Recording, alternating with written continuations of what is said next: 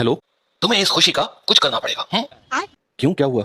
एक तो तुम बिना बताए ऑफिस नहीं आए, ऊपर से तुम खुशी का फोन नहीं उठा रहे हो। तब से उसने तुम्हारा पूछ पूछ कर मेरा दिमाग खराब कर रखा है। दीवानी है तुम्हारी। तुम बेटा एक दिन बहुत बुरा फंसोगे। यार मेरे दिमाग से निकल गया, मैं बताना भूल गया खुशी को। तो अब मैं खुशी से क्या कहूँ? तुम खुशी से ये किस खुशी की बात हो रही है?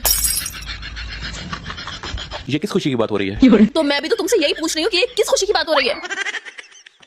हाँ तो मैं भी तो अपने दोस्त से यही पूछ रहा हूँ किस खुशी की बात हो रही है। बताओ अपनी भाभी को। ए भाभी, वो मैं ये कह रहा था कि जिस दिन ये ऑफिस नहीं आते उस दिन मानो खुशी कोसी जाती है।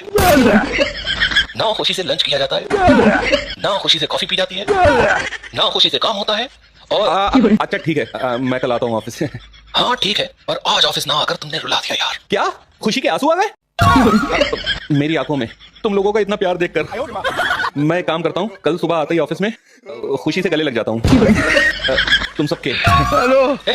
कहीं ये खुशी भाभी बर्दाश्त ना कर पाए।